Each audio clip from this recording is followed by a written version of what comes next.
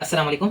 फ्रेंजियल stage के बाद next stage होती है एसोफेजियल स्टेज। ये भी इनवॉलंटरी है, ये हमारे कंट्रोल में नहीं है, ठीक है? अब फ्रेंजियल स्टेज के बाद खाना किधर तक पहुँच गया था? फूड पहुँच गया था अपर एसोफेगस तक, ठीक है? अब उस अपर एसोफेगस से हमने स्टमक तक खाना लेके जाना है, तो वो क्या कौन लेके जाएगा? एसोफेजियल स्टेज में जाएगा, ठीक है? एसोफेजियल स्टेज में ऐसा क्या होता है? 2 चीज़ें होती हैं, एक होती है प्राइमरी पेरिस्टाल्सिस, दूसरी होती है सेकेंडरी पेरिस्टाल्सिस, जिन्होंने खाना आगे लेके जाना है, ठीक है? What is primary peristalsis? हमने फ्रेंजियल स्टेज के लास्ट स्टेप में पढ़ा था कि फेरिंक्स में जो होती है ना, पेरिस्टाल्सिस स्टार्ट हो जाती है, तो ये जो प्राइमरी पेरिस्टाल्सिस है, ये उसी की कंटिन्यूएशन है, ठीक है? जो फेरिंक्स में पेरिस्टाल्सिस स्टार्ट हुई थी, वही आगे एसोफेगस में भी आएगी और उसको हम कहते हैं प्राइमरी पेरिस्टाल्सिस और इसकी टोटल ड्यूरेशन होती है 8 टू 10 सेकंड्स इस पेरिस्टाल्सिस की, ठीक है? लेकिन अगर एक बंदा अपराइट पोजीशन में है और उसने खाना खाया है, तो विद इन 5 टू 8 सेकंड्स खाना जो है वो स्टमक में पहुंच जाता है, पेरिस्टाल्सिस के टाइम से भी पहले। क्यों? क्योंकि ग्रेविटी का भी पुल होता है ना, तो 5 टू 8 सेकंड में खाना स्टमक में पहुंच जाता है। लेकिन फिर भी अगर प्राइमरी पेरिस्टाल्सिस भी फेल हो जाए और खाना स्टमक में ना पहुंचे, कुछ ना कुछ खाना एस्फेगस में बच जाए, तो फिर कौन काम करता है? फिर काम करती है secondary peristalsis. Secondary peristalsis mainly 2 तरह से होती है। एक हमारा मशहूर ज़माना माइंड प्लेक्सस करवाता है सेकेंडरी प्लेक्सस सेकेंडरी पेरिस्टाल्सिस, और दूसरा कौन? Nervous control. नर्वस कंट्रोल कब होगा? जब डिस्टेंशन ऑफ एस्फेगस